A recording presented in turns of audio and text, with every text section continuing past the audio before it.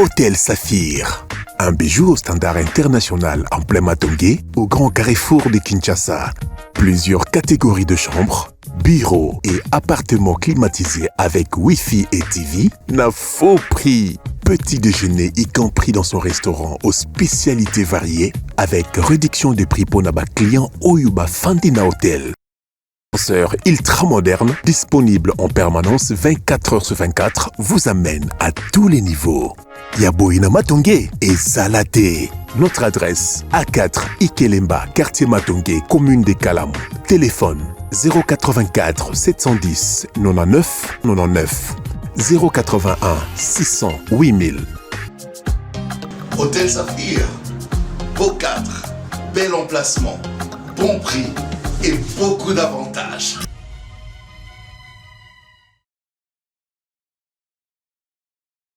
Mbote Nabino, Balandignon sur Abosolo Télévision, la seule chaîne au cœur des investigations. Natombe Libino Bolandi Bolamu, Eli qui était Boza Malam Bisika Bozwami, Nzambe Apambolabino, merci pour la confiance, pour la fidélité. Nzambe Apesa Bao Bazangi, Apesa Bango Bomengo, Bao Pelazana Ngwatike la Bango, pour qu'Indokina Likunyeza Rambeto Rola, la Nanda Wafute la Mite Mabato. Tokutani Soulelo, Tozoli qui était Nangonga Liboso, pour émission aux Amisa, Tobanena Libakwa Liboso, pour Nalakaki déjà, Nasenga qui peut répondre à Nambela Nabiso. Nalobaki Roi Libakou, Nalobi Nazo Luka, le sénateur, l'ancien gouverneur, l'ancien vice-gouverneur, Jakoko Moulumba, Toyoka Nano, parce que Nangagi a vérifié. Moni, c'est sur base du passé qu'on vit le présent, et c'est en guise du présent qu'on construit le futur. Nalingina Yeba, Nini Bango Batikaka, Namboka Oyo, le quoi Nagisasa Batikaka Nini. So Batikaka Eloko Malamu, baby so Bango Batikaka, so Batikaka et ma belle intention est là qui nini, parce que mon toit Zasiko, et commis là qui ça, c'est comme si a hérité Bakambo, Yemo Kazo comprendre était parce que commis trop dur pour naïe. Kinshasa, capitale où ils allaient censé qu'on a la miroir, où il fallait à la référence, il fallait à la province pilote, mais malheureusement, Kinshasa est comme une honte. Il y a le que je viens de Kinshasa. Pour solo, ils ont la Kinshasa, salto, ils ont la Kinshasa, dégradation à Banzela, insécurité à un certain moment. Bakaya, Koto Babrake, Motokoto Babrake, c'est inadmissible ce que vous êtes en train de voir. Mais quand cela nous tient, nous sommes là, M. Zedam, fidèles téléspectateurs, en direct avec l'honorable Jekoko Moulumba.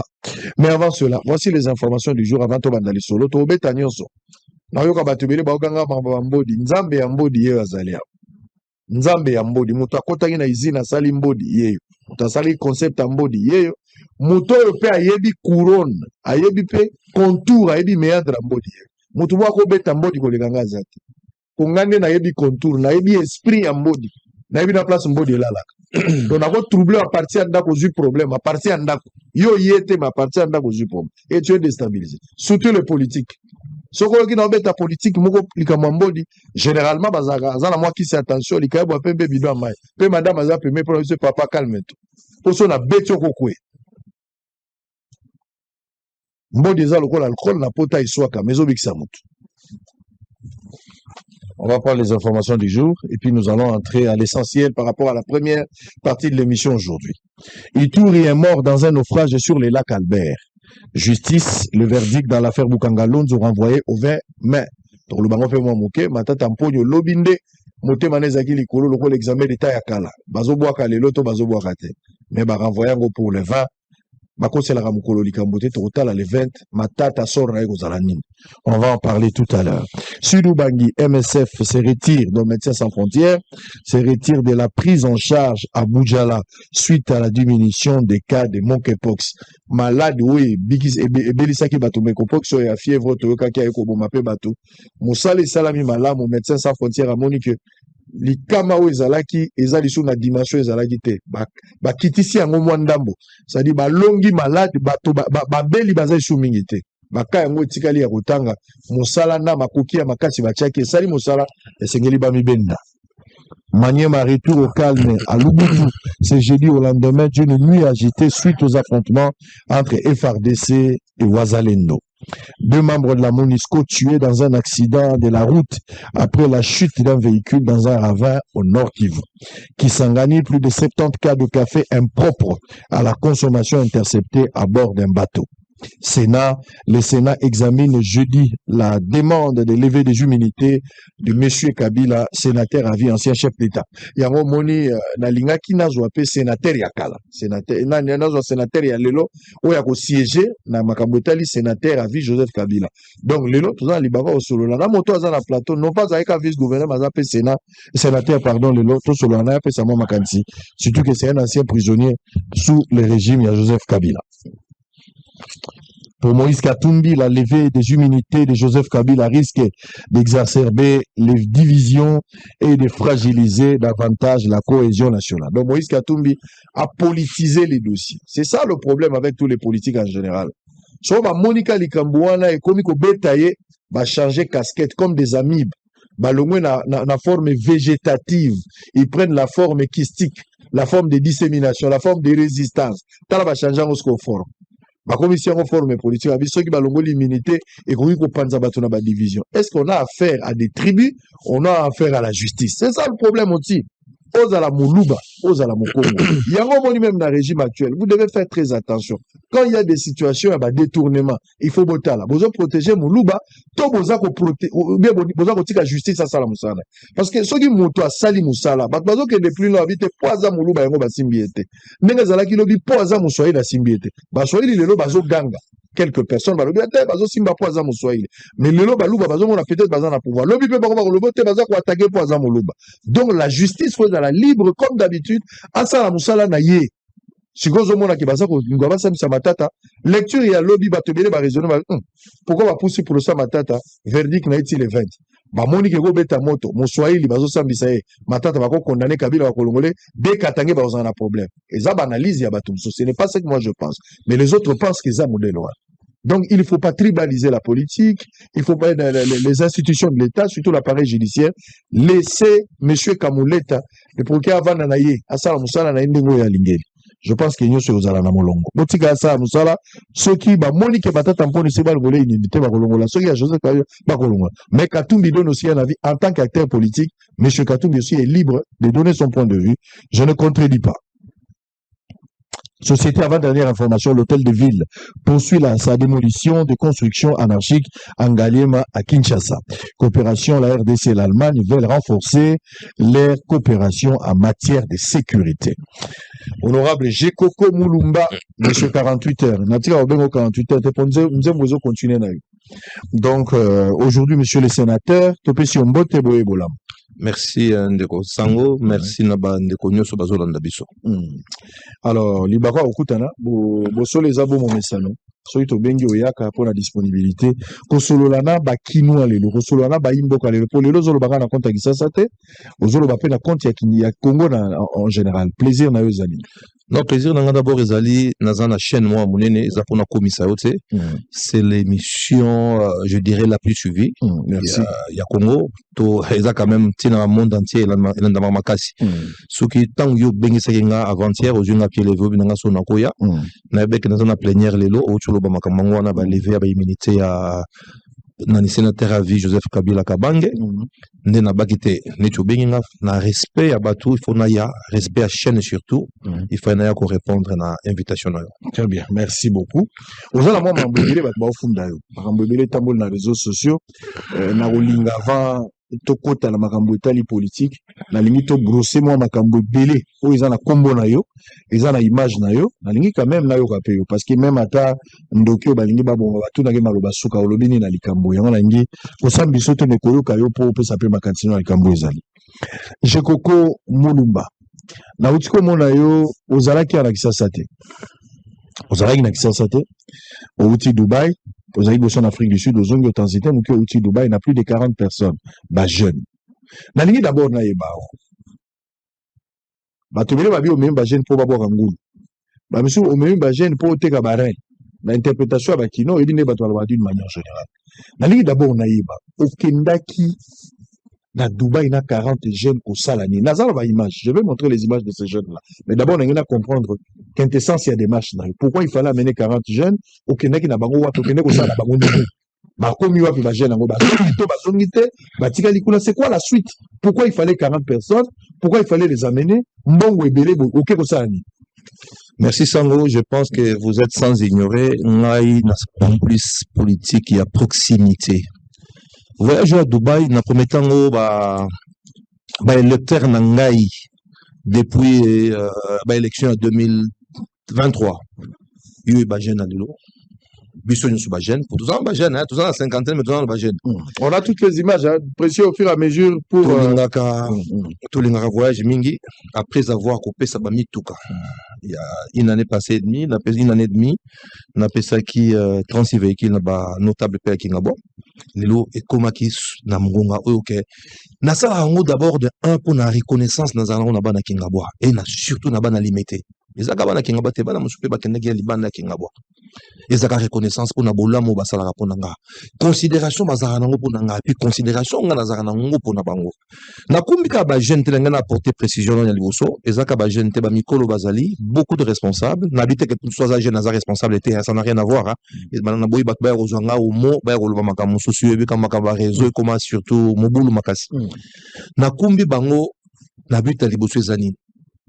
Lelo balinga bamona nande ko sango yo yebi une fois na landa yo zo sala tourisme na lona olongo Johannesburg ozo kende Cape Town si j'ai bonne mémoire si au coupe na mboka moko Georgie na George ozo ki crevaison so mutu ko faki o ke ko stenga na université moko là ozo expliquer que omoni boyi omoni policier ye ko sali sabino tu vois na linga pe bandeko ya ngai ba fongola esprit ba kende ko mona eloko nyezo leka na monde na libana ya mboka na biso ba comprendre surtout que tant on a zaki vice gouverneur tant bazo mona ngai na kele na place boy na trottoir na longoli ba koteka na tie pelouse na tie fleur na ke na place boto kota na place wana na linga ba comprendre vision na ngai puis bango ba fongola esprit ba mona ke na Congo to na Kinshasa biso moko bato ba limbisa ngeza ko finga te biso moto za ba négligent oli loko olubwaka na poubelle otata na moi sachet na ndako ya kobwaka ngo sima o mani balabala oke kobwaka to biso moto zo boma ville na biso boma ville so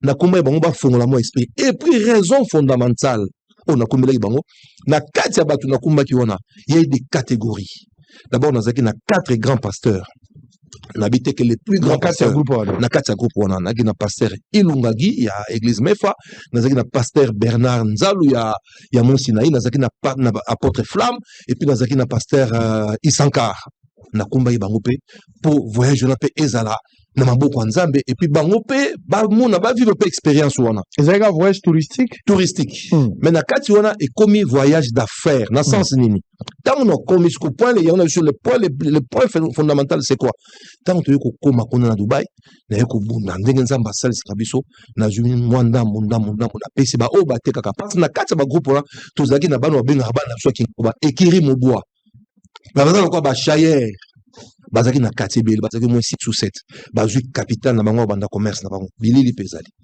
nazui bato bateka ba téléphone nazaki kutu na président ya bana o ya même ligne ya botu bateka ba téléphone président Negro Madila il est pas tendaki na bato musu bateka ba téléphone donc nazui ki ba catégorie ebele nazui maman ataka théâtre ma epela na kepe na yi donc na pesi na suka na yeko pesa mutu mwa mbongo selon poche nanga mais esungi bato bazongi na ba 2-3 valises ba o bateka ka ba koteka ba mécanicien na kena ba mécanicien ba misomeli ba outillage ba clé ba pièces de rechange na kena ba taulier garçon moko oui nani denzu pembele nzuzi na kena mona azamo et puis là je vais apporter une précision azamo na kinga bata azamo na limité azamo na ya changu na asu ya njili na kena pas c'est un grand taulier a kepe na période de ça kuna 12 jours a 8 pétant ya ko ça la formation il y a débosselage ndenge le loko zo véhicule oyo eza accidenté na liboso oyo eza accidenté na sima akati a rassembler yango asomi ba pareil wana pour ko rassembler ba véhicule donc eza voyage moko ezaki touristique et puis ezalaki na ba faire na suka bazongi bien o bateka ka ba oteka o ba defisa ka ba ko defisa ba tu ba ina ba power biloko ebele na sungi na moi na cadre la fondation je ça lui pesi bango opportunité na pesi bango opportunité wana o bazangi na ba famille o bazangi na ba entourage bazangi na vie ba maman fondation pesi bango ba pesi ba maman ba kenda ba somi ba sac na bango ba somi biloko ba tsana na suba benga ni soki ba kabelo ba mame pela ba somi ba ko ba no ba mutu ba fongol ba magasin ba oteka na moni kutu garçon so na keto c'est un ajusteur kemo botakemo bon mon image il est azana atelier ajustage ami sombi amisombeli 3 postes à souder. On y a azagister, amisombeli 3 postes à souder, bah, modèle à sika, ou ata courenza faible. Yango ezana ba stabilisateur na kati, et comme matissa courant, à Rosa Moussa, à rouler sa famille, à rouler des populations. Donc, Zaïka pour le tourisme, mais toi, combien de gens pour le Makamou Belé? Très bien. Voilà. Opportunité, au PC na jeunesse, au bazaba membre de la famille, bazaba ndeko na yote, mais bazaka ka bandeko lokola ba congolais, mais au croire na batala na bango, au PC bango opportunité, ba kende quand même Dubaï. Et là, liboso ezali tourisme, ba apprendre, ba mon appel libanda ndenge ni ezalaka. Ba mon ndi batu ba vivaka. Mon tabete, aboki na balabala. Ba na tout na bango question tous les jours, point na ngana bosana. Posaki tous les jours na kino zongo na hôtel na bazaki na Dera na quartier Dera. To kotambola makolo. Pourquoi na tsaki bango na Dera? Parce que na temps muto azana mwa mbongo na ya kosala commerce yo kenda Dubaï. Yebi na Dera opportunité zali donc ba magasin sur zali ka dinga wana. Et puis ça na place yo zali. Chaque jour na tout na bango question moko. Est-ce que bomoni bitumba na nzela? Otomoni bitumba te. Est-ce que bomoni policier na nzela? Automoni policier. Mais bon, on a qu'un mboka. Au moins, on a tant de discuter, mais bah, qu'on trouve solution quand on a dispute à mon quai, bah, trouver solution. Bah, c'est quel comment on a bitumbate pour dire que au moins, un mot bah, colonne ça, mara, ah, là, c'est mon qui bah, mboka, monsieur, il y a sérieux ali. Mais c'est dire, il y a beaucoup de gens, des étrangers, bah, si on t'a commis qu'on a à la type pour soit sérieux. Il y a un bête toujours que autorité, il y a l'État, il faut prôner, il faut les kamakasi, bah, tu vas en bang à l'État. Parce que un problème na Congo, un problème na Kinshasa, un vrai problème, bah, tu vas en bang à l'État. N'habitez sur les Arali Kamouni. N'habitez sur les Arali Kamouni. Donc, bah, Tamboli, c'est l'expérience, moi, ma casse, la vie d'abord. Autorité à l'État. Et ça, l'État n'est pas faible, l'État va tomber, baba tétu. C'est, Moutago, ça t'est-il, besoin l'État. Non, peu sur exemple, moi, j'ai un retour à Théa. Tous en bas degré, comme il y a discipline, n'attend. Là, j'ai exemple à la police, par exemple. On peut tout dire sur le général Kanyama. Mais les gens ne badinent pas ici. On peut tout dire sur le général Kassongo, Silvano. Les gens ne badinent pas. Dans un monde, il y a un général Kassongo, beaucoup de taxi, ça, beaucoup de roulage, bazo se faire corrompre dans le carrefour, dans mon abîme, dans le 57. On ne peut pas. Il faut l'État à s'imposer. L'État doit s'imposer. Les gens doivent sentir que dans une ville où on a bêti mutulikoti mutalibosu ba okangangai. C'est ça. Dans ça, il y a une comparaison, mais dans lobby, la position nangai. Donc je constate ici avec vous que l'État est inefficace. L'État, et ça, il y a un problème au niveau de l'État. Il y a un domaine d'inefficacité. Voilà, il y a un problème. Nous devons être clairs là. Il y a complaisant. Voilà les termes. Il y a un problème au niveau là. Il faut vraiment les lots. Bakangi mutakuluna. Bah, accueil parquet, accueil prison, à sali pepen na après 5-6 ans, à comprendre qu'il y a la rosa sous ma bête. Moussou bako zoya comme la parquet, dans sous ma plaignant basate. Beaucoup de parquet, oh, tu vois la famille. Non, mais il y a un problème. Même si boyoka la famille, les faits civils, ça tombe. Les faits civils tombent. Mais les faits, oh, il a fait péno, et tikali. Il faut l'État poursuivre. Il y a un problème. Il faut vraiment réformer moi ma casse dans ma camarade. Justice il y a un problème. Il y a une faiblesse moko na niveau il y a une institution belé. Il y a une faiblesse. Et puis ça ngamawa. Tant on a mon chef de l'État. Nengazo bunda ko mata ko kita ko loba yemo ko loba justice na biso za na problème. To landa ngo biso nyonso. Ce qui chef de l'État, bon, c'est qu'il y a un problème, c'est qu'il a constaté, c'est lui le garant de la nation, c'est lui le patron du pays. Si le chef de l'État, de lui-même, il sort ces propos-là, c'est Kazamutu, à l'objet vérité. Mais la justice aussi fait le travail, mais aussi il y a la politisation de la justice, l'appareil judiciaire. La justice de quoi Zoluga Salamoussala, mais politisation et appareil judiciaire. Vous avez aussi la justice en difficulté. Vous avez totalement raison. Bah, on appelle au monde la colonne, comme la justice, comme la niveau parquet, bah, intervention bandit, bah, politicien bandit, il y a un problème. On a un problème. Nous, on a un problème. Bâtonnier, on a un problème. Congolais, nous sommes conscients. Je n'insulte pas les gens. Pour moi, tout cas, un mot, ça consiste au fin de mon côté. Sauf besoin, on a un ben la ligne, enseigner au limbe, mais tout le vérité. Il faut conscience, c'est ça la biseau. Mutu na mutu foya oya na combo oya na râteau oya na brosse oya na torchon pour tout le camoye comme on a su qu'il y a quelque chose tout le ticket encore groupe moi batu boité c'est un problème. Très bien, c'est un problème de conscience, c'est vraiment problème. Allez, nous sommes en direct, messieurs et dames. D'abord félicitations pour la Likani ici. Il y a rejoint 40 jeunes ko kenena bango ko mema bango et là 40 familles au mema qui eza 40 papa oyo memaki na ba maman, eza 40 jeunes, eza 40 espoir ya mboka omemi bango libanda opesi bango opportunité lobi bakozwa responsabilité na mboka mais bazala na image s'il faut diriger bata la comparaison par rapport à ce qu'ils ont vu ailleurs mais c'est aussi une manière pour na bango ya ko découvrir ba valeur ezali banda bakoki pe ko influencer na bana na bango na basi na bango eza pe occasion ba musu bako décider ah nazoki déjà premier pas ya ko kende c'est-à-dire la suite moi-même je peux le faire kaka nengo lobio na kati na kati ya groupe bato bakendeki ba petit nanga ekiri moboa déjà 3 ba se manifester ba lobi nanga excellence to osenga pardon tu to kendeki to sumbilo ke zoteka to sengo sope sumbonga osoma biloko ti monga biloko toza nango ça soit ta voyage moko ne toza na passeport au sein la kebiso pour na bana bana mingi 90% bazaki na passeport ti babi toza na passeport aujourd'hui soka visa au fote biso ka billet tu peux au fote biso mais to somi marchandise là to ya troisième fois to kende biso moko ça m'a fait un grand plaisir lobi Patrick petit mon Patrick Bola ça na kati ya ko wana na do makola babi nanga to ko zonga pour mbalami balé mbalami ça to biso moto kombela très bien voilà ne to ko salisa bato alors vomi bala ki sayo kolo bambisi ke babanda ko peso bisi bambale bele donc je koko mulumba le sens d'humanisme est très élevé aibo va na bato o babenga ngo yebi ko va na bato ça dit au déjà vérifier mabe na yo ti atali ya komi race rien à signaler donc je koko félicitations pour la fondation na yo pour l'opportunité pour la sens ya considération aux anango vis-à-vis ya bana mai bamso baza place wana balinga ba kufa même aéroport balinga ba monate merci de nous na profiter ko placer moi nino nyo so na auto lo bane bane zani na eza signe ya reconnaissance ne ko sango na 2018 bakanganga uto benga benga prisonnier wat bakanganga na régime wana o ezaka pe régime na biso mo kakatolo poza régime ya Congo parce que régime ezaka ya mutu te régime ezaka ya batu nyos parce que ça vous congolais régime on ezaka bino bakanganga inde ko sango to keba élection na 2018 ngana za na prison mais malade bachenga na ngalema ne ko sango na bimisa 1 franc congolais te pendant sa campagne. So na biso ke ba unité omkomuso utabo unité oyebo ozo lemba unité so téléphone passe quoi unité mais le téléphone n'angé pas soka. Bato yebite ba otindo unité. To ko ken élection de Kosango na ko soit 40 000 donc 39 877 voix donc 40 000 voix. Reconnaissance ya bana kingabwa. De Kosango eloko wana na koki jamais kobosa nango.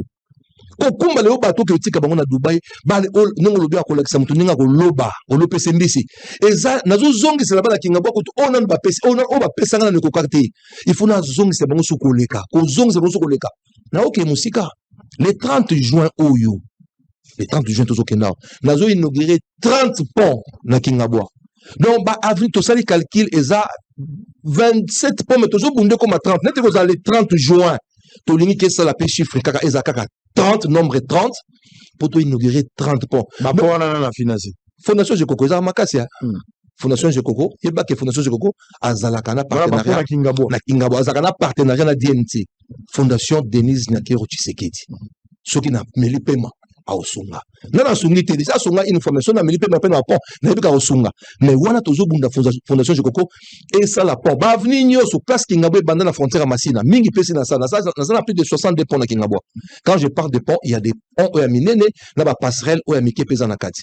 Tozo sala ngo malin les 30 juin to senga nzamba Sunga biso de 30 juin to inaugurer ba pont sur la. Nyo so na ça on a reconnaissance na ngai. En plus ngamo pe na za bénéficiaire. Pourquoi je dis que na za bénéficiaire? Ponga la fana na Kingabo. Na botami na Kingabwa na fana na Kingabwa donc ngape leso na tala neti massa na ngamona to tamu kona massa na nga débat je sais pas si vous avez image na PCA asala ki AVC na PCA Juke Nissan Juke dimanche on a kala to uti Dubai na mona ki passe pour le kamba na parce que pour na coin ebukana na inséré pas venu on a pour ngai pe na tamu na Kingabwa butu moi pour na zape bénéficiaire parmi ba bénéficiaire à Kingabwa sur la salle biloko ko ba pont ya on a ninga toujours Kingabwa et matali boso mais Kingabwa ka nebo to vota to za député à Moamba faut la batisensu faut la bangaba il faut la peu balimiter. Merci. Tout ça. Merci Ndeko Sango. Je pense que aux en a raison. Mais je crois que ça soit à Kingabwa. Nayebi olobi bana ya solo. Yango mona ba politicien mo nabite na boyi bana chang bana ya Moamba to bana Kinshasa to bana Congo. Ponga za sénateur ya Congo. Mais mutu nyonso lelo atandeke. Ako pour moi na tonga se retrouver na masina sans fil. Mais na buto ko sanini. Azonga na zala na ye. Ngaki ngabeza ko zala na nga. Kabila kanganga des fois kalibanda Kingabwa na bite que sona zaki na mabeba kanganga te muto zali kola mibeko azate mais il y aurait quand même des dégâts que bokani muto pa maka kwa selo mote donc Kingabwa za mabele mame Tous les exemples de la repesa. So taliba bientôt ba campagne au bandat. On a 2027, 2028 et comme tant bandero le mat. Ba tu nyoso ba ka kochama ke na kingabo na ndeko sango. Ba fana na kingabo te. Après kingabo ba zuni nzela ba kei na bango. Ba bibi ba kei. Après élection ici ba zuni nzela ba kei. Ba ba zui ba voix ba kei. Na ba o ba zuaka, na o ba zuaka te bango so ba kimaka. Ba ko na dernière minute nzombo le soir ko ba ko ambuye biso. Yango na linga toujours kingabo. Soki politicien lelo ozana base na yo naturel te parce que kingabo le sa base na nga naturel.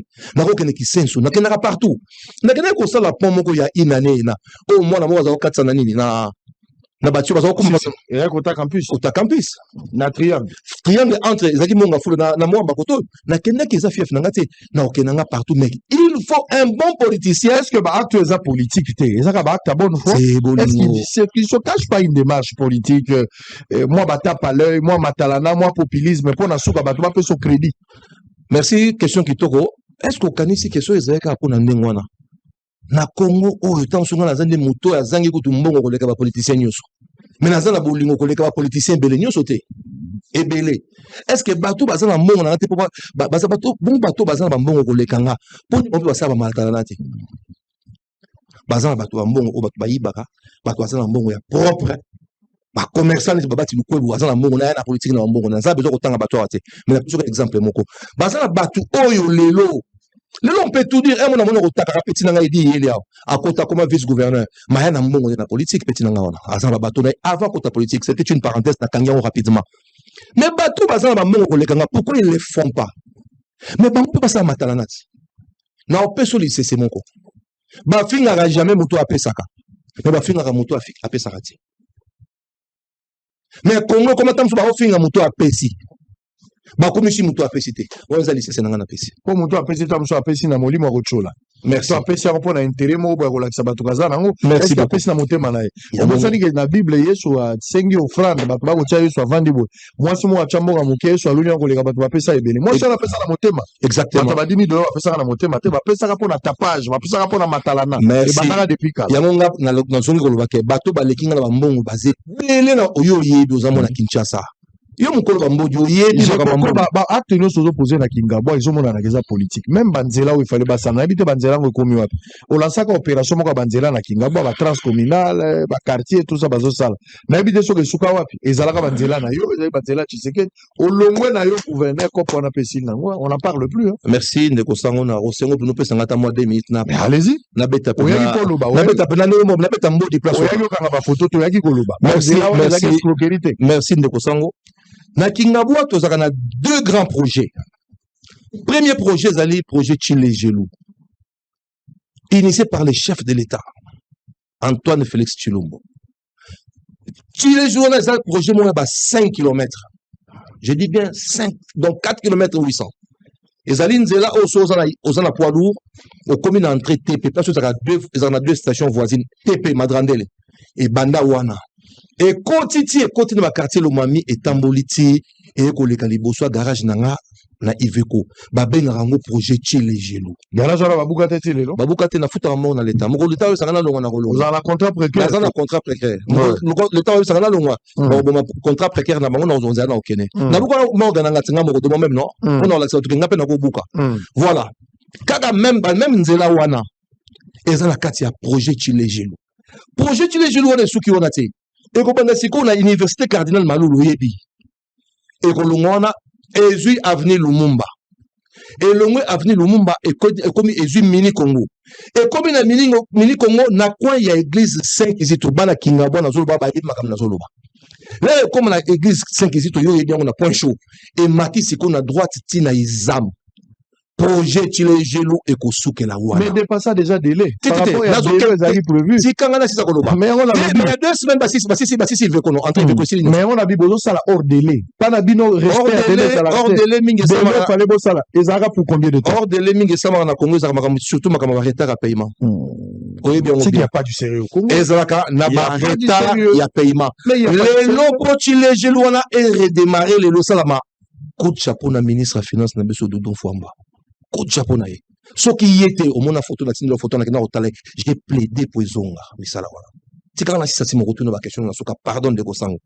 Nzela na sikolo ki mosala bana kingabwa batu bakosa bino te ba démarche wanyo c'est salama nango depuis kala botika batu bazona match vu na kati ya kingabwa olala kana kingabwa te molungu ya kotia so ba mourima na kati ya kingabwa bosa très attention batu matala nde bangwana balobi ke banda après 10 jours mais robanda sikote je vous donne ba date yo robanda musala ne kozonga na fin juin to juillet pourquoi pour deux raisons ministre de finance alobi nanga honorable sénateur miko toujours bunda makamba guerre mais toujours quand ils sambongo pona ko futa sur ba société ba banda ko samuseti na projet qui les jours là ezali société ya Crec 7 ya ba chinois pour ba continuer ba si ça sikoyo Lumumba mini Congo na Kulumba et ko banda deuxième raison ezali mbongo te deuxième raison ezali makambo ya mbula Kulumba c'est une grande avenue mbula neti sombula ezobeta moye ba chinois basala musala ezate plutôt bundi penza ke ne basali ya Iveco ezala sur asphalte ya goudron te mais ezala ya béton na monde basali boso na ezala bétonné to bundi nango ezala vraiment approuvé et ko lekane ngona muto ko sabino te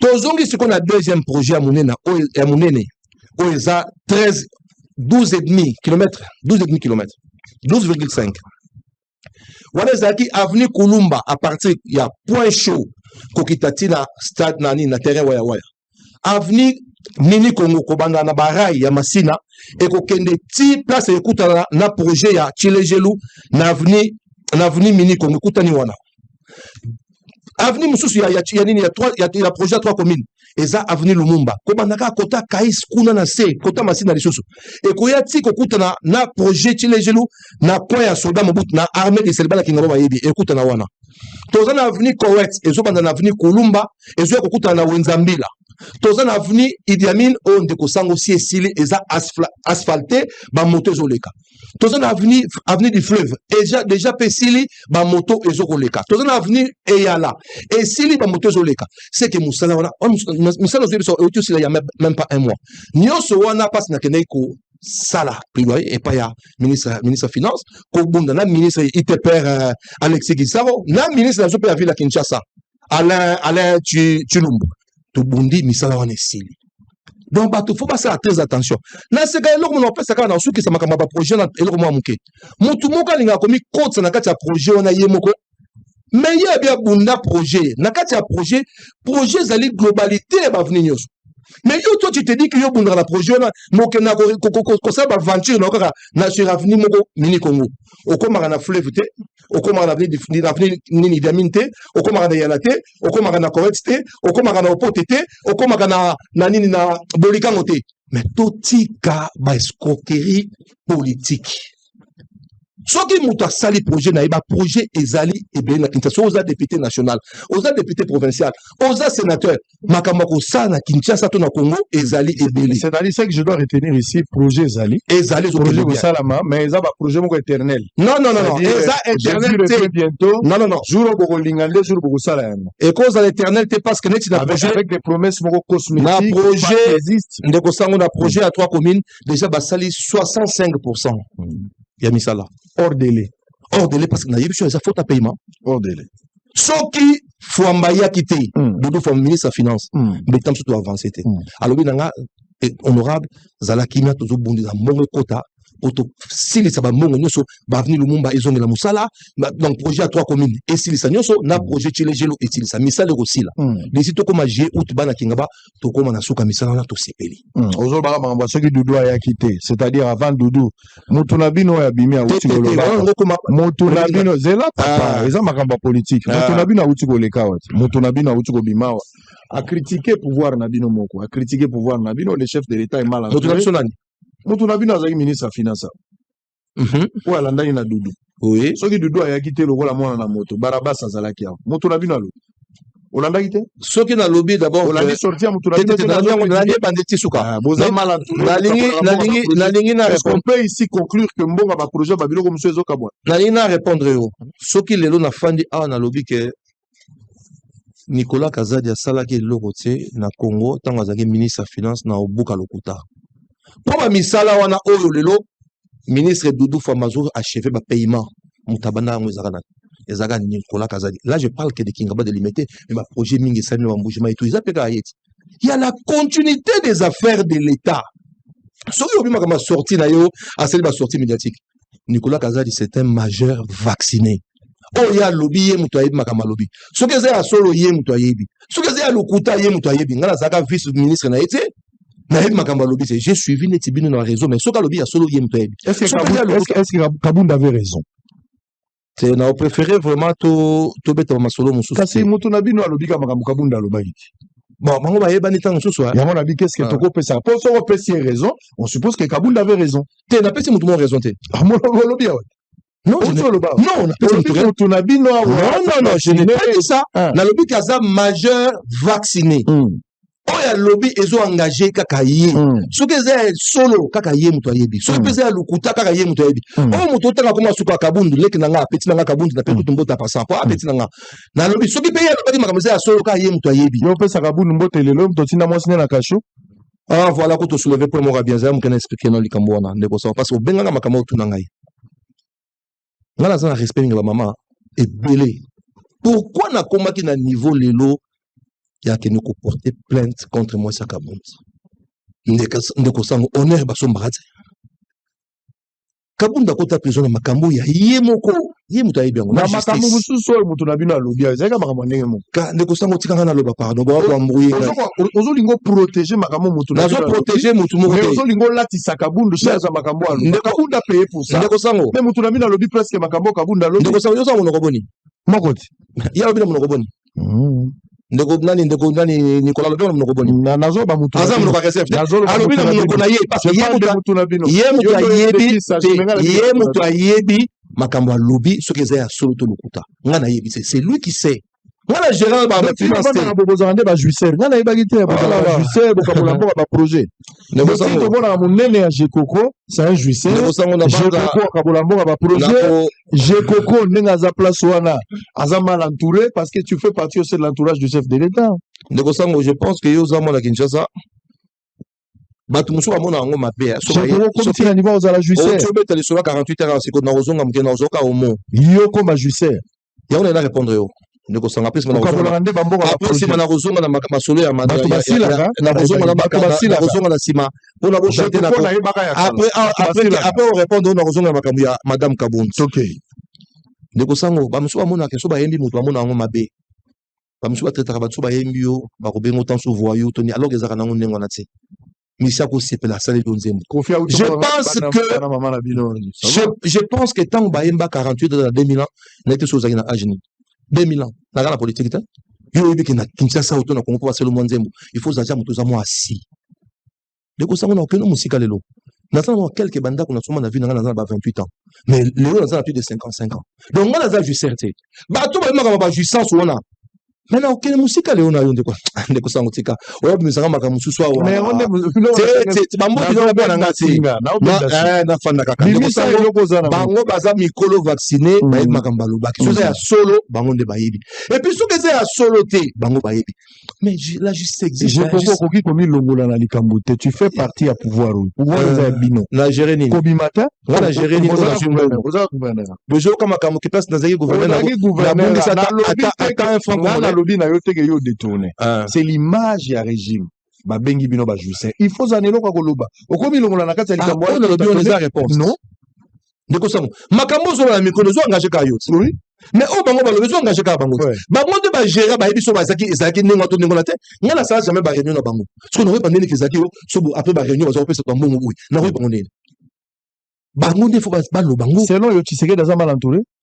C'est voilà aux côtés là on a côté tu sais que des choses à qui le mal entouré ndenge yo zolinga na loba wana ndenge na lingo loba ndenge mutu na bina loba les lo so tu sais que des mal entouré à cause de batlo ko ba iberante te so za ki mal entouré les autres c'est qui mal entouré à cause linga batlo ko ba sama lo konde ba gérer ba c'est sûr ndenge ndenge na te il n'est pas mal entouré tout le but que mutu moko te azana kata perfection mutu monde que yende te même les États-Unis on a vu ma poche à Trump, ma quoi, ça existe partout. Tout le monde tout le monde ma poche à Trump, la corruption. On a vu ça. Et ça sort pas de l'ordinaire, ça. Et comment on a partout. C'est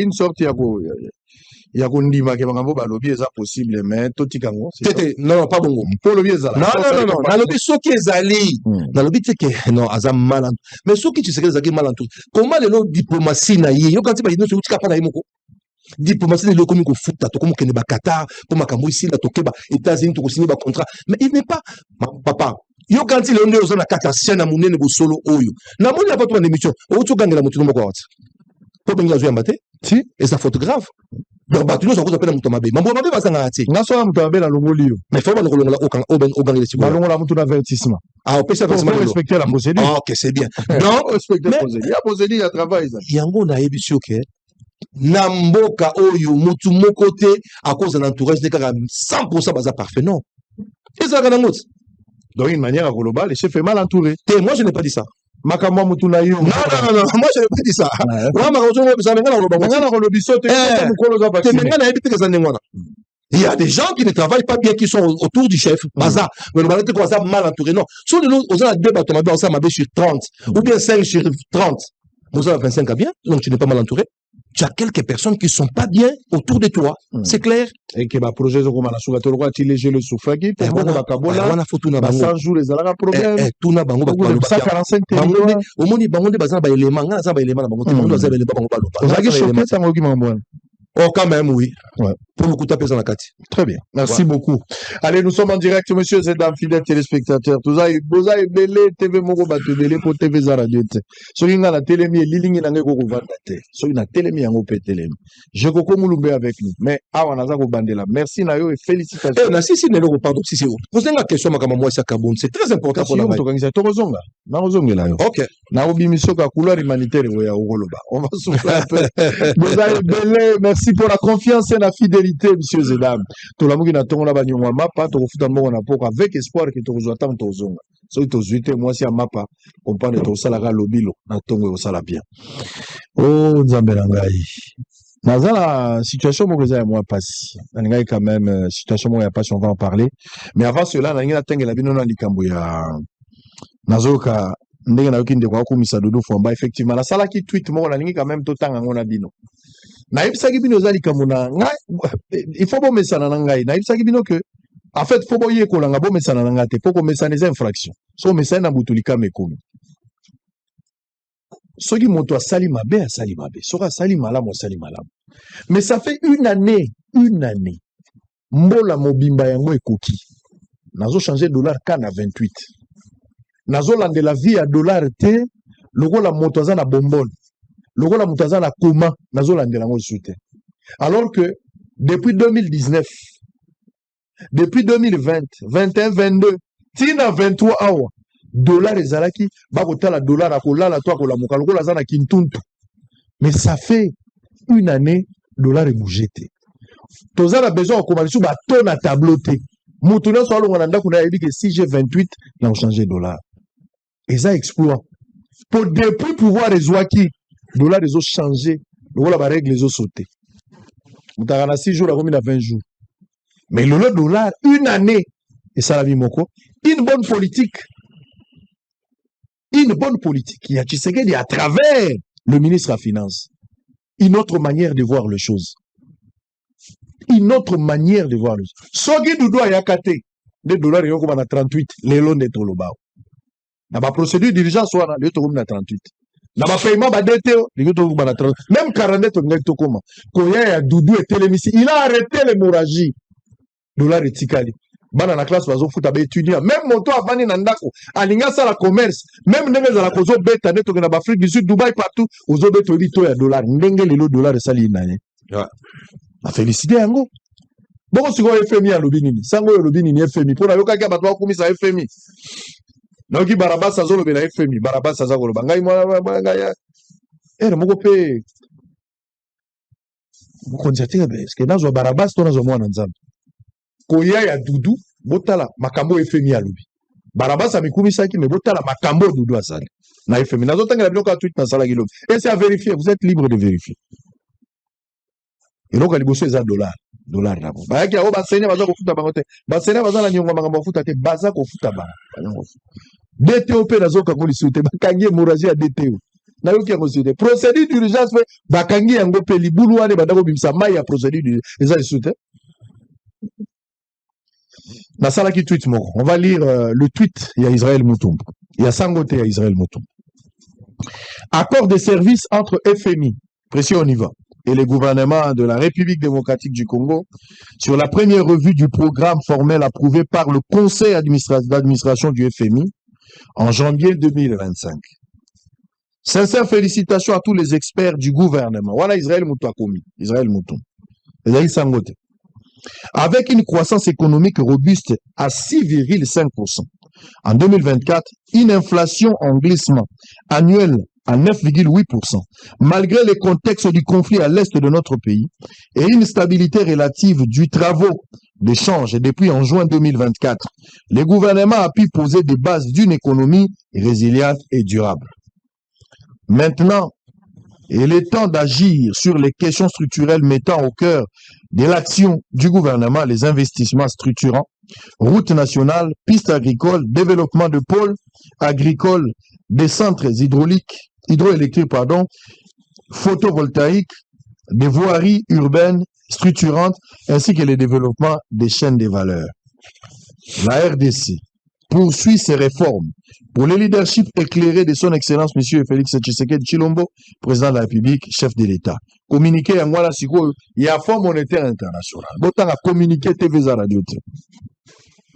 L'équipe du FMI est parvenue à un accord au niveau des services avec la République démocratique du Congo sur la première revue du titre de la facilité élargie des crédits FEC. Communiqué de presse. L'activité économique est restée résiliente avec une croissance robuste du PIB de 6,5 en 2024. La croissance devrait rester supérieure à 5% en 2025 portée par le dynamisme continu du secteur extractif. La stabilité extérieure s'est renforcée, soutenue par l'accumulation continue des réserves internationales et la réduction du déficit du compte courant, bien que restant toujours en deçà du niveau d'adéquation recommandé des couvertures des importations. La stabilité du taux d'échange qui en résulte depuis mi-2024, conjuguée au resserrement approprié de la politique monétaire, ont contribué à atténuer les tensions inflationnistes. L'inflation en glissement annuel est revenue à un chiffre en avril 2025 pour la première fois depuis juillet 2022. Donc, FMI satisfait, convaincu, et il félicite le gouvernement congolais à travers Dodo Fwamba. Moi, là, moto yewa. Yokansi FMI ayokaki makelele ya barabas te, ayokaki yango, mais a préféré kimia ya mwana na nzambe. Et je félicite cela. Siko mbongo ekoti, to vandi si stabilité, c'est qu'il y a une bonne chose dans mboka. Mais misala o mbongo wane go sala. Les problèmes ezali ko koti sa mbongo te. Ça, je rappelle aussi à Doudou Fwamba. Les problèmes ezali à ko koti sa mbongo te. Je rappelle également à son excellence monsieur le président de la République. Mbongo ekoti FMI andimi na ndimi. Toza d'accord to beti maboko. Mais mbongo wane go kende na musala nini. So mbongo wane go kende na ba projet o mbongo ba ko détourner, ce n'est pas conseillé. Ce n'est pas notre souhait, ça sera une humiliation. Soki mbongo wane ko kende na banzela o tozomona nzela te ko tonga nzela te. En fait bombi mbongo mais po mbongo ba détourner yango na suka. En tout cas kozala une honte que je n'ai jamais vue. Félicitations pour la première étape, pour la stabilité. Bon mettre FMI en confiance. Le peuple peut constater de la stabilité nango. Crise sociale en matière de kofuta bato ezalité. Bato ba kofuta ba. Bokangi hémorragie à DTO. Procédure d'urgence je suis d'accord. Mais mbongo bo sala nango nini? Est-ce que beaucoup investir réellement pour le bien-être de la population pour qu'on à un certain niveau? C'est ça la plus grande problématique. Je vais te revenir tout à l'heure, monsieur le sénateur. Dans la situation, moi, moi, pas si Naïmbaki Congolais, Baza Ebele, Baza Koya, na cadre de la fondation, il y a Bosolo, comme on a vivant pour les autres. Ndeko moko ya mwasi ayaki ya waza kolela pour basalisa ye. Bola nanano. So nzamba ko simba Congolais moko place azazo la biso. Il peut faire quelque chose, ça sera quelque chose de très bien. Bon, on se retrouve après.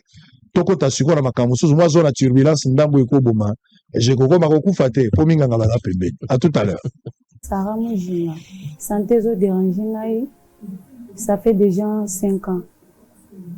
Nazo ka ba passe na mikuwa awa na bassin nakoka su kotambola te nakokosala bamouvement te nakoti baradio na bascanner babiki naza pama mikuwa ezoliama ezosinga naleka na opération batianga baprotèse yango naleki awa mpona kosenga lisuni basunga ngai toza vraimen na mbongo te papa akufa mama asalaka te so nakomi na maladi oyo nakomi handicapé eza déjà 5 ans tozokende yango navandaka kaka boye nasala mouvement te nabimaka te na kati na baétude nasala eloko te nazaka na ndako nyonso basalelanga nakosukola nakomosolaka mai ya moto so nasokoli mai ya malili mpasi na mikuwa yango naleki nasenga lisungi epo bachef de l'état bosunganga botikanga boye te nakweyaki te kaka dans le vide kaka boye nakomoyoka badouleur ya pasi so naotambola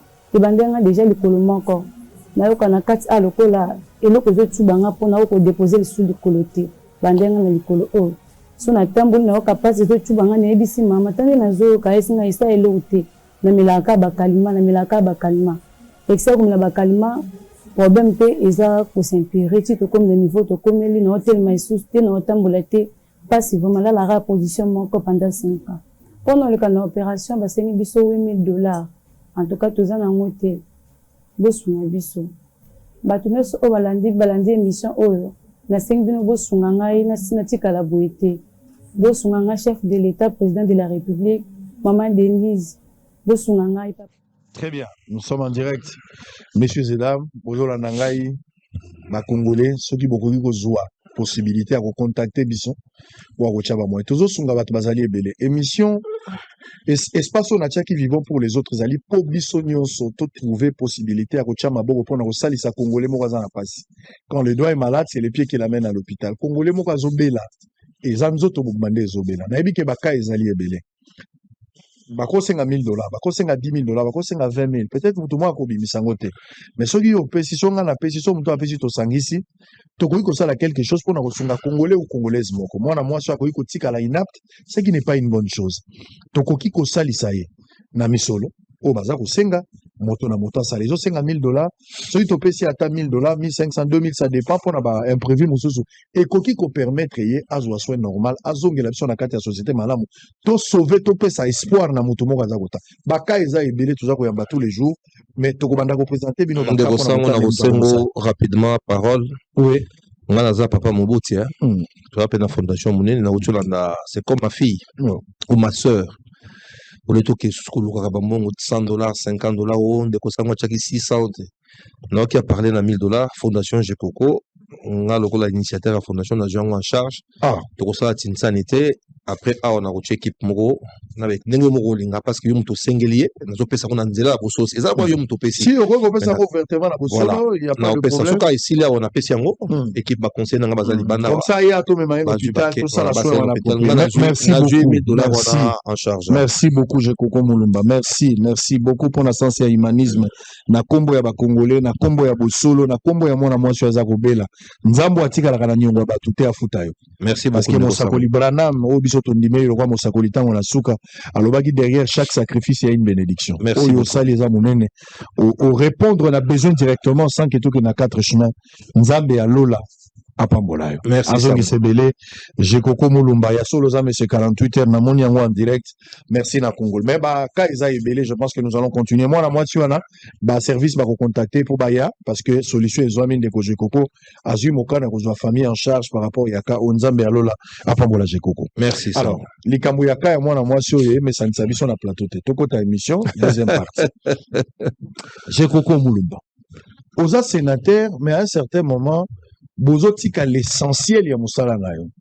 Olio tika la koza sénateur, koza député, koza na makambo ebele, koza na ba garage, mais à un moment donné bozo kota comme il la TikToker, ce qui est choquant na niveau na yo. Nathalie biloko mo zo tambola na réseaux sociaux, na ngi quand même te éclairer les opinions par rapport à la situation.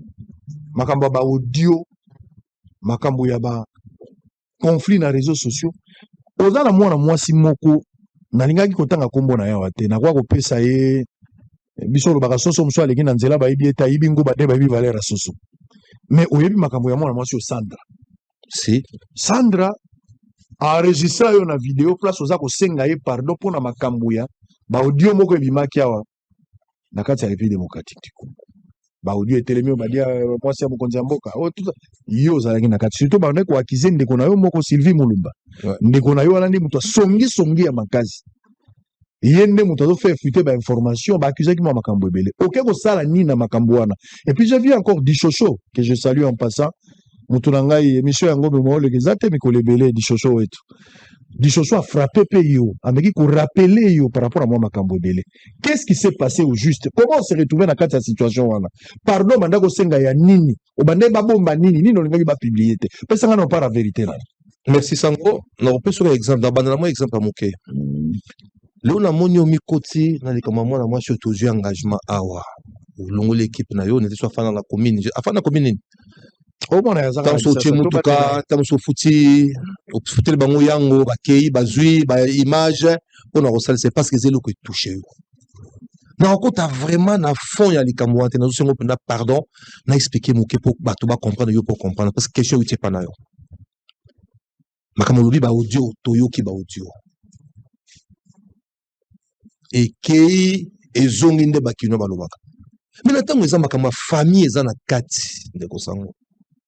Le soki famille na yo za na problème baza na tort baza na raison de kosango o kota na po me kotia kimia vidéo na ngeta molona ezate po to bombelo ko non nazolo bana mama Sandra nazo benge so lelo mama Sandra pardon tika makambo oyo makambo nini makambo ba audio ne za ko kende zonga na pesi oyo gauche torté na pesi droite torté na koti yango na kati ya famille so moto ezopela balobaka le so moto ezopela na kati ya famille papa kokota même moto ezandeni na kokota ka kwa zwa mwana bimisa c'est ce que moi j'ai fait ah je ces vidéos mais vidéo un peu atia qui je vois pas le mal na fingité na zako laté heureusement ko tout monoko moi éducation ezali bon c'est qui ba genre ba politicien to landa ba politicien so awa abenga mutu boya zo finga ba emingi sala na otanga ba kuma ba zali lelo msozo bo malakati ne elo mo na zako luka pe na kati ya famille nanga ndeko no abebisaki mingi c'est na ebiso awa ndeko sango na okene gauche droite na biki il y a eu des erreurs s'il faut le dire de part et d'autre c'est tous à la franc mais na préféré na suki sango pourquoi na suki sango wana pour na zana respect ba mama oyanga na ndeko sanda lobi na solo na ah comment c'est na bengi to sololi benga to sololi c'est une sœur ça pour enregistrer pas enregistrer sera enregistré je pense que zanango je ne pense pas mais ils ont mandaté c'était wana ozo no lobanga na kombo nani wana nga na mandaté nga pour que no solo nga na samba mais ça ezamaka ndeko sango na peut se exemple so simple le ozo kena nzelo kuti papa aboti sango Israël ba obetaye o kota o tuna papa vona ko papa sali ba beto pourquoi to kota na bitumba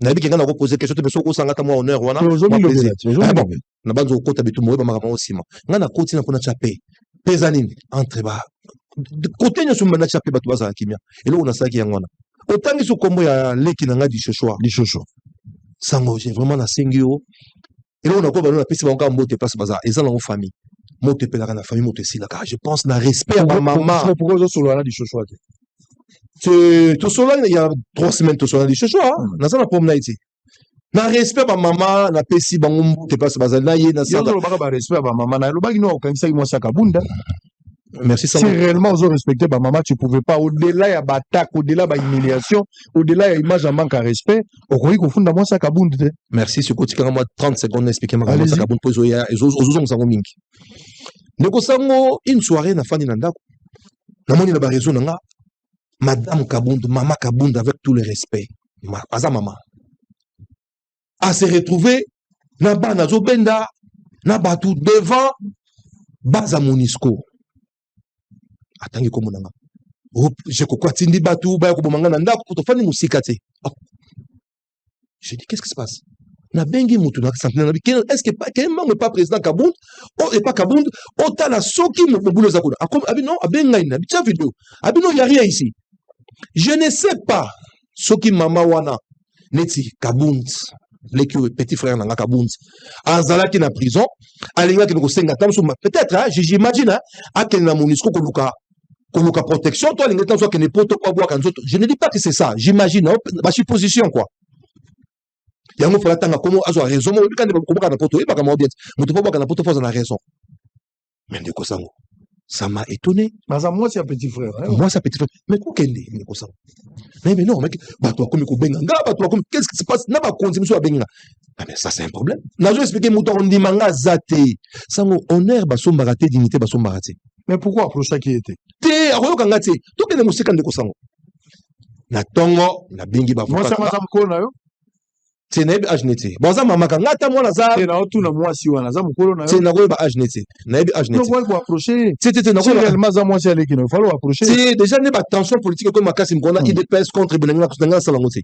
Mais même si on approche que mais bateau parce qu'il y a ba vidéo ne tamule makasi bateau ma batte que comme l'équipe il fallait vérité parce qu'il fallait l'amener en prison na cacho. Ne kosango za si ça pardon. Dignité ba so maraté. Personnalité ba so maraté. Ndeko sango na bengi ba foka nanga ba ke ba porter plainte na you know ba benga ndeko sango oui lelo okoza lelo tant sur les sénateurs tous les députés tous les vice gouverneurs mais lobby makamso au stade ko rattraper yo lelo eza ndenga mabete lelo na ko exemple moko ndeko na biso nani comme nani o azaka na chaîne parce ndeko lezera bandaka comment il s'appelle non patron chaîne comment il s'appelle Lumbala Roger Lumbala azali na prison.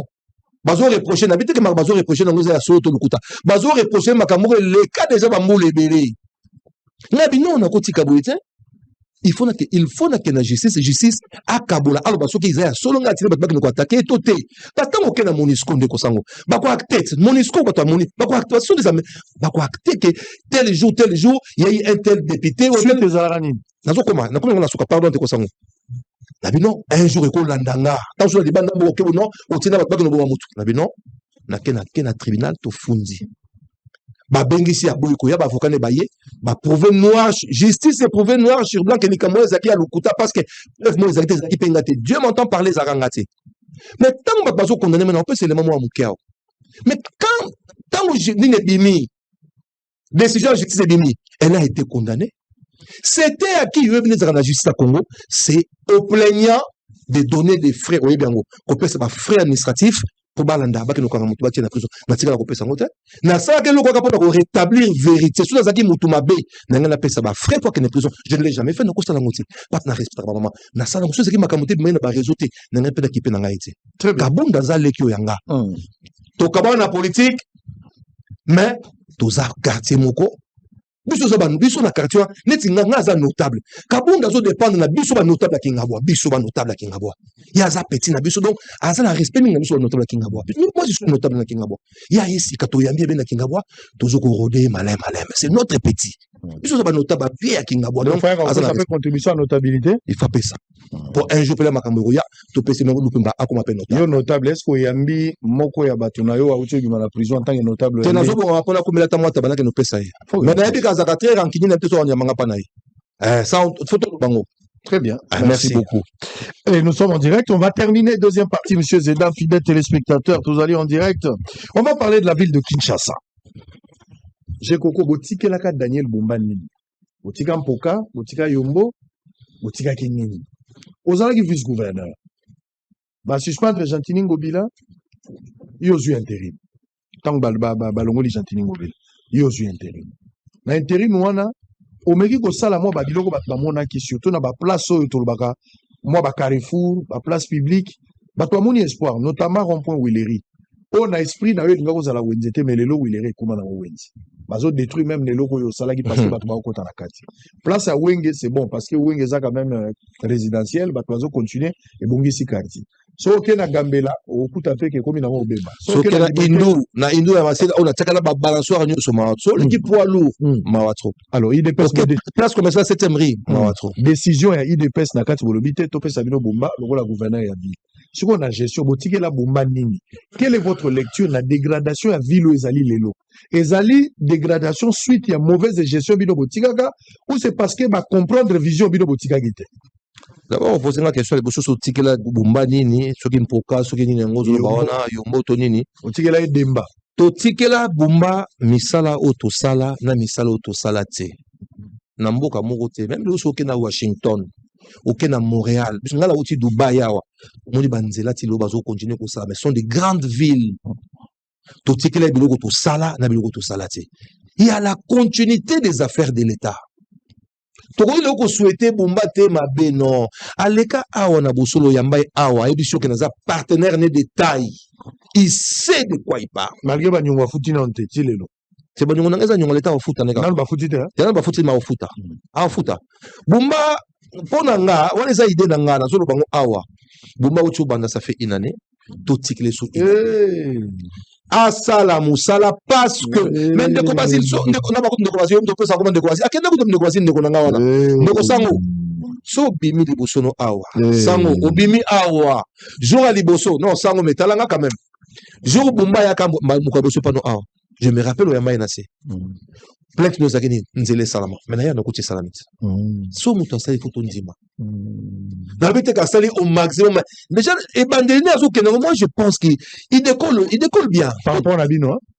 Non, tout ça là, hein? Tout ça là. Mais non, on peut se faire par rapport à Nabino. Je n'ai pas dit ça. Il n'est pas encore arrivé. La volonté à. Mais Ngaï le Naza, Sango, pour nous clair, pour nous mobiliser ma Kinshasa wana. Naza mieux placé té ya ko commenter biloko ya gouverneur ya ville à Kinshasa. Vous voyez pourquoi? Parce que Naza candidat. Sur le nom moi pas comme nous le bana, eza honnêteté politique. On a l'objet que nous o asali. Mais je peux pas basalité, mais tout le monde basala. Pour le sur le nom la bina dénoncer pe mabe o basalité batu bakolo yo yebi Congolais matala na yo mo ba awa. Bon non, parce qu'il n'a pas été candidat à Ngwazolo Bakoui. Et on a préféré dans quelques points au Bango Bassali, na commission qui Bassali. Mais il y a encore beaucoup à faire, beaucoup. D'ailleurs, la ville, ça va. Ça ne va pas. Son habit, ça va. Même il y a beaucoup de bombards de téléphone, il y a des Est-ce que toi, on a besoin de conseils? Il a 5 ans. Il a encore 4 ans devant lui à continuer ça. Mandat Boumé aussi là-bas. Bon, en 2028, hein, dans 3 ans. Donc, on a vraiment mieux placé, il y a quoi? Non, on a Azobunda, non, on a vice-gouverneur, on a Azobunda. Le Bénin, Bila Bumba, ou Yomoni Azobunda. Tu vas pas ça à mon Bila, na Katika, Titan. Oh, Bila, c'est politique. Ah, on a selon, mais là, on a tout ça, c'est la souka. Neko Sango, Nazali, Awa, Neko Sango, j'ai vu, moi, mon Kézo Salama, Nandini. Mais la personne, exemple, pas noir. Combien de kilomètres? Il y a nous autres calculés. C'est-à-dire, au Sali Congo Nini, dans le 21e siècle, bazo Koumissanzi, 3 km. La comicité, la pêche, les moments. Nous sommes mieux placés pour la roubette sur la ville à Kinshasa. Je ne peux pas être juge. Bilan a une Willery place au Tiga. Je ne peux pas être juge. Non, là, par contre, ça me fait. Merci. Par contre, ça me fait très mal. Je ne comprends pas. Nasali Wenge. Na mbongo na ngamoko de kosango merci na sali place wenge na gombe na mbongo na ngamoko na sali place que poids lourd mobimba na mbongo na nga poche na sali place commerciale à 7e rue na mbongo na nga lambo no soute pour l'état au foot pour dire que provenance solo ça mbongo ezaka yanga ulitoko tala ba initiative na pesa ka décision sala tokende na za décision ya collaborateur na nga ya chef na nga ngobela mta pesa nga faveur pour na sala na mbongo na poche biso to foot c'était temps na sala bisinga non esala manango so lingi mokilo omoninga ndeko sango mais tika na lobby ndeko sango na suka ndeko sango na komona suka ata soda lingi mboka akomi somela teni na manduki te te wana eza ba effet militaire basomba ngo te c'est-à-dire yoko sunga l'état te ba effet musala uza na bible c'est-à-dire makambo etali yo to tshembo ko sunga nzambe nazwaki risque wana pona lobaki ata leo so bazongsenga te na linga tellement kongo mbongo ekende 700 000 eza mbongo ebele c'est relatif et cause nango ebele comme peko za moto pona ngiza mbongo moko ebele pona ngiza lokola 7 millions to 70 millions eza mbongo ebele 700 000 $. Et à mon belé, nazoli, so ba footing na osepela, mais so footing à 700. Te na senga intérêt, na besoin senga intérêt. C'est ba footing à 700 000. So ba footing. Te ba footing à 700 000 to ba zéro zo baksa. Te yanga baksarate, oza témoin. OK. Oza témoin. Donc, ba place Gambela ou tout en kombo, ba 7e rue de Kosango, il y a avant la kine Dubaï na ça qui rentre na bateau tokingo Dubaï na beaucoup besoin idée on a zaka nango mais nazo comprendre tu sais pourquoi bazo continuer entretenir ma place. Moi, ça m'étonne. Alors, il y a la continuité des affaires de l'État. Peut-être sur bateau, non, place sur l'émission de ça, qui était, et qu'on fait pour tout ça, c'est comme ça. Nous comprenons les camoins, na lobby, na lembi. Na lobby, même, na grand frère, na oaza ministre environnement, avec la Kinshasa. N'a pas nous comprendre. Même hier, il y a un aza ministre environnement vina Kinshasa na yebi c'est même tiki gambela bonini botiki wileri botiki na monika auti kolonga bato baza kotonga na masina na Indu.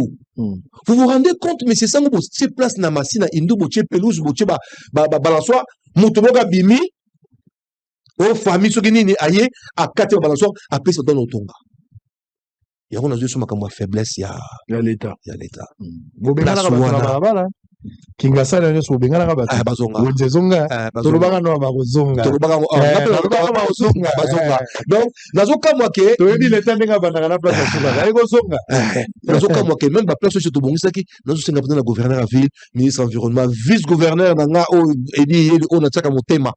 Bazonga place wana bacha bato neti na wenge pourquoi wenge za propre ti lelo muto za ngam na futa ke muto entretena ngoti lo ngam na futa c'est moi qui paye petit moi za mboka ngam na futa wenge na longola ba eloko ni esala bakata nini wenge na longola eloko ni esala bakata autant il dépesa osala ba choix ba otala muto wa za candidat alors que yo utaida na kati ya nzungu moi mandat na yo moke ba pesa ki lokola titulaire olakisi bato bamoni volonté ya musalo bande ko sala eloko ni esala il dépesa boya yo bacha bomba tu vois ça kama politique neti nazaki mwana IDPS to solo la na kati ya libota solo ba papa boti mingi aboti bala mibale ya basi misatu ya mibali mususu boy moko papa abeke na lupango etikali ya yo na o comparer pe na lupango c'est un exemple ba kongo ba katu ba komi o mona kanga o ba komi civil ba komi tout ba komi kongo ba pango na bango papa abeke no bilanga to tiki kuna yonde fo so bilanga wana moi nous avons l'éducation moi nous s'il vous plaît de kosango moi nous avons l'éducation azo banga net na banga ki papa nanga mokolo parti wana donc secrétaire général azam moko na IDPS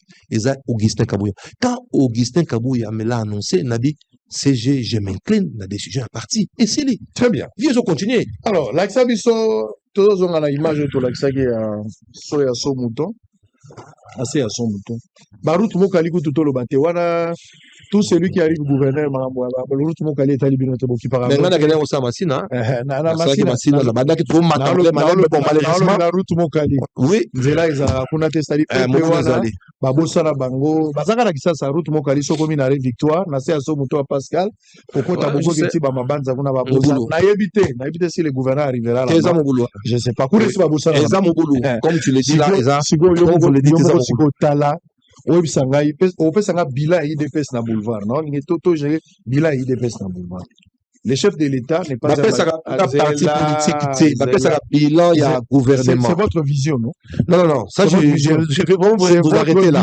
bapesa bilan ya parti politique na ba gestion mboka bapesa bilan il y a gouvernement bilan biso bilan il y a premier ministre Zanini il y a ministre Zanini mais à parti politique non est-ce que c'est simple coïncidence Gisaro aza IDPS Bumba aza IDPS président aza IDPS et la simple coïncidence premier ministre Bosani premier ministre aza IDPS premier ministre aza IDPS aza IDPS il y a Mikolo toi kala tu as depuis kala to sola aza IDPS yaka je vous informe il y a vraiment kala plus de 6 ans na plus de 7 8 ans ponga na kota za pouvoir de combien aza muta IDPS 6 ans za pouvoir de combien ngaka tsa ya kala ya combat aza muta kala IDPS 32 ans ya combat na otuna na cause la ignorance il a 32 ans combat osama na banam to solo osama na banam na bitozo obotama banam na obi obotama kuna na ndima liloba après osena ajni na ndimi liloba c'est où mais plus de 25 ans déjà mais il pas où mais bon 6 ans 7 ans 8 6 ans ezaka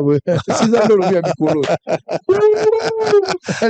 yo bambodi na ona na otuna kaka tiaza mutakala nazo tuna kaka est-ce que ça bon na loba te malobo lingo za passe maman na loba siko to la nana non se retrouve après au sein la biso bilan IDPS et bilan gouvernement IDPS dirigé par l'UDPS bon allez à l'image bota la boulevard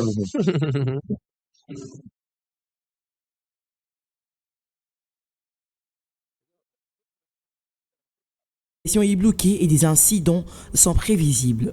Sur la bande droite de ce boulevard, en se dirigeant vers l'aéroport international de Ndjili, un gros trou s'est créé, empêchant véhicules, motos et autres dépasser avec fluidité. Cela que se forment des embouteillages monstrueux. Les véhicules sont obligés de chercher une autre voie qui n'existe pas, d'où la violation de certaines règles. Malgré la technicité avec laquelle cette route a été réhabilitée, plus de 3 fois à ce niveau, une nouvelle défaillance laisse les Quinois sans mots. Dans ces décors désolants, on trouve des caniveaux complètement bouchés. Oui, moi Moi, je ne trouve pas ça bon. C'est le chef de travaux, doctorant Frédéric Sinabouna. Ça me fait un peu mal de pouvoir constater l'état de dégradation de nos routes. C'est comme si apparemment il n'y a rien qui n'allait. Je pense, à mon humble avis, qu'il faudrait que le gouvernement puisse prendre un peu du sérieux par rapport à ces histoires, surtout le ministre concerné des infrastructures. Parce qu'il y a ça ne va pas. Le chaos est un peu partout par rapport aux infrastructures routières. On ne sait pas. Ils voient, ils ne voient pas. Personnellement, en tout cas, c'est comme si nous étions dans un état de deuil. Et pourtant, non. Biso, tous vraiment, nous n'avons pas si. Par rapport à biso va chauffeur à moto to sa recette. Nous sommes dans la souffrance, nous les motards, à cause du mauvais état de cette route. Nous avions fait appel aux autorités à maintes reprises, mais aucune solution durable n'est trouvée jusque-là. En dehors de la dégradation de la chaussée, l'entretien de cet ouvrage pose un sérieux problème. Des immondices sous le sceau de mouton sont remarquables et aucune autorité ne dit mot. Pourtant, le boulevard Lumumba est emprunté chaque jour par des autorités de tous bords. De l'autre côté, on remarque des plantes qui poussent et au sud de tout le monde. Très bien. Allez, merci beaucoup. J'ai Coco. Wana ville à Kinshasa, en plein boulevard Lumumba. Na rotang la minote baruto basala en 2019, hein, ça je peux pas citer. Le rôle à Manzela Fikino, on basala en déjà le programme à 100 jours. L'élo était de la vraiment très avancé. Nzela bypass route nationale numéro 1. Alexis Guizaro, ministre, on n'en parle même pas.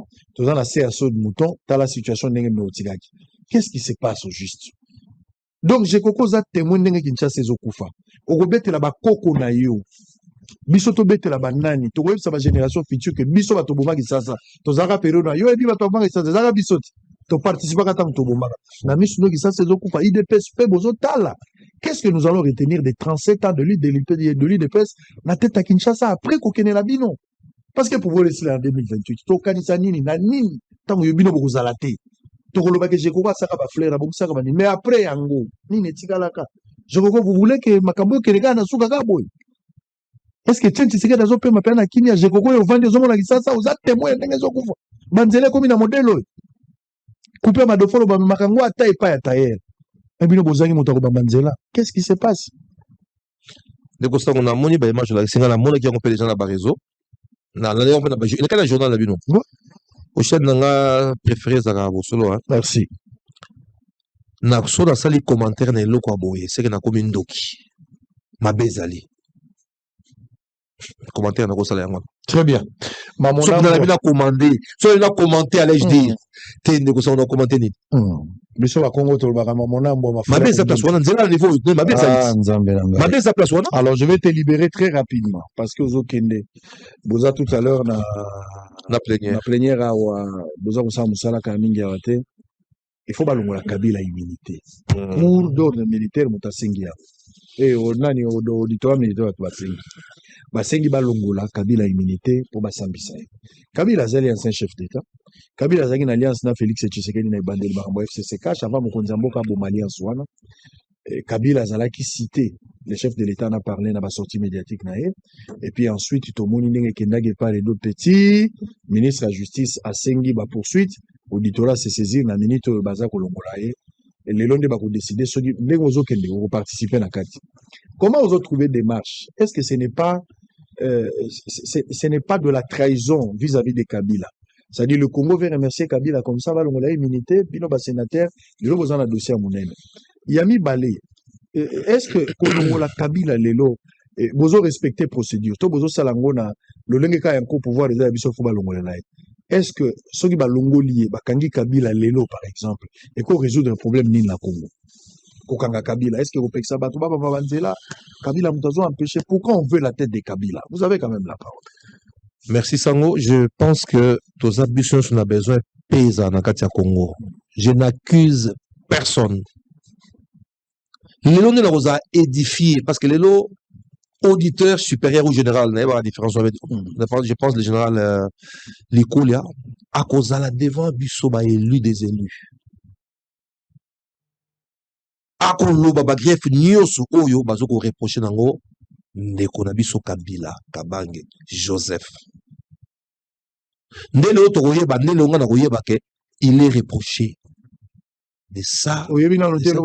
C'est ngana yebiti. Faut naza la front. Donc la information. Non non. Quand l'information eza makambo ta so mutu muso la boki na tongo na réseau yo yebi ndeko sango akomelo kwa lingi. J'ai lu la lettre ya ministère ya nani ya justice. Qu'il faut pas lever ba immunité boui. Mais lelo batino so ba koye ba lelo. Je koko molo. Chef de l'état lobi Kabila. Tshisekedi, président de la République Kabila za la Sibaba M23, Kabila n'est pareil à AFC. Voilà, là je vais te répondre. Le chef de l'état, c'est la personne la mieux informée à Congo. S'il a dit ça, c'est Kazana ba élément probant. C'est qu'il a raison. Kasi Yango a déjà informé. Non, mais Yango na yebisho yo obeta masolo ça eza liena plénière à lelo.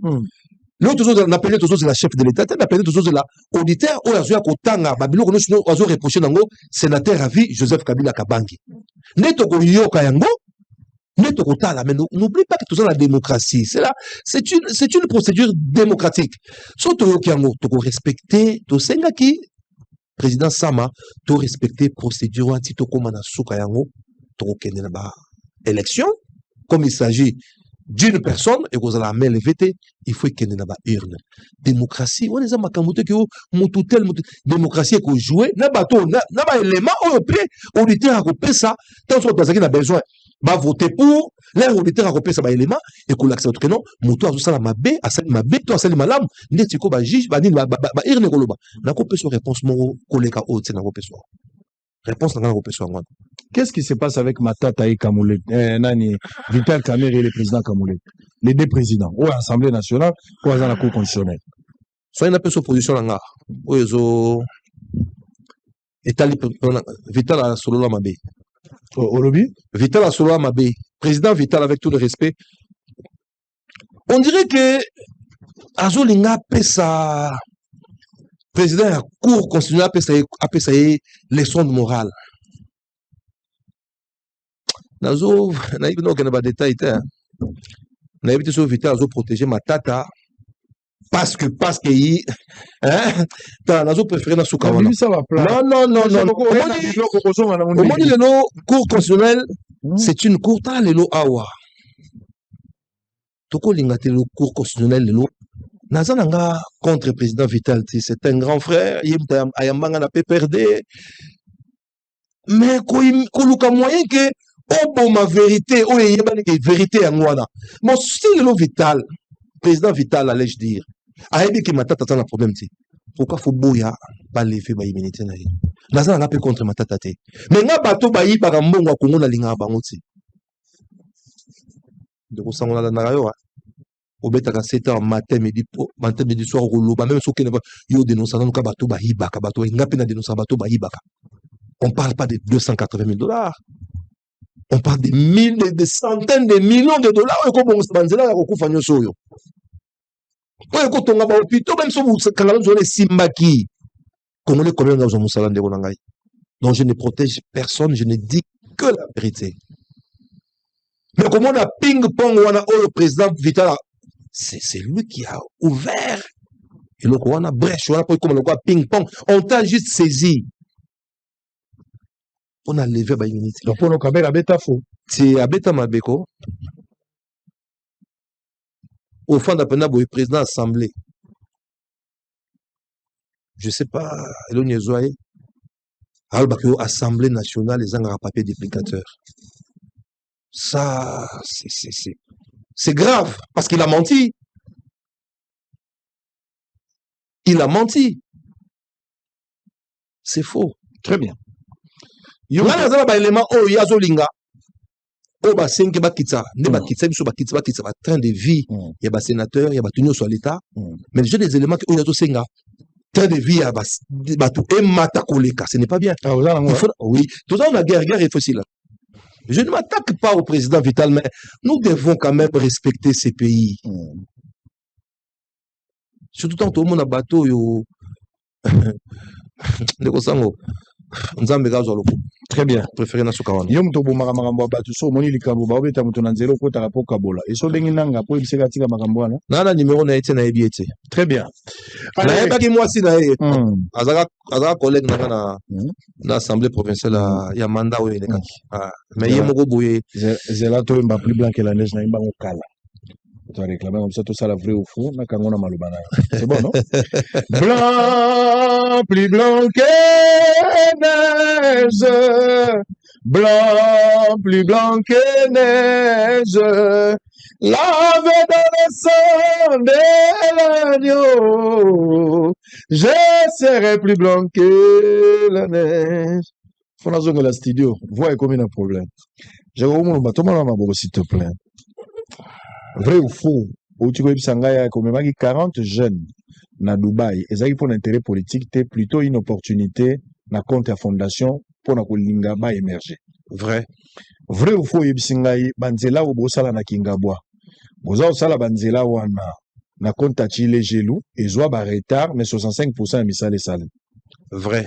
Vrai ou faux? Yebsingai affaire ya makambo ya ba vidéo ou elekaki na réseaux sociaux batunyo sur ba monaki. Ezalaki kaka na souci ya koboma moto parce que bande ko déranger quiétude ya ba congolais. Vrai. Vrai ou faux? Yebsinga bo continuer au solo na Sandra Moudimbi même lobby peut au solo like. Vrai. Vrai ou faux? Yebsinga pe au solo like na di choso il y a 3 semaines. Vrai. Vrai ou faux? Otiko yebisanga awati lelo na ba futi mbongo na yote o bimisaka na poche po bongisa babisika ebele to mona na ville ya Kisasa. Vrai. Vrai ou faux? Otiko yebisanga ya ke makambo ezoleka na Kinshasa ozozanga maloba ya kokomante yango par exemple na babilo lokwa na l'action banzela na niveau ya debono boyo oza choqué oza na commentaire ko sala te poso osali oza moteur mabe. Vrai. Vrai ou faux? Yebisanga lobi nango sepela na bilan positif ya Bumba. Faux. Vrai ou faux? Otiko yebisanga awa ke caméra beta faux. Vrai. Vrai ou faux? Yebisanga obi lelo boza na plénière il faut régler ba question na Kabila surtout que mtatinda ka na kasho. Faux aussi. On se retrouve après pour la deuxième partie de l'émission. À tout à l'heure. Hôtel Saphir, un bijou au standard international en plein Matongé, au grand carrefour de Kinshasa. Plusieurs catégories de chambres, bureaux et appartements climatisés avec Wi-Fi et TV, n'a faux prix. Petit déjeuner y compris dans son restaurant aux spécialités variées avec réduction des prix pour naba clients Oyuba Fandina Hotel. Ascenseur ultra moderne, disponible en permanence 24 heures sur 24, vous amène à tous les niveaux. Yaboina Matongé et Zalaté. Notre adresse A4 Ikelemba, quartier Matongé, commune des Kalam. Téléphone 084 710 99 99. 081 600 8000. Hôtel Saphir, beau cadre, bel emplacement, bon prix et beaucoup d'avantages.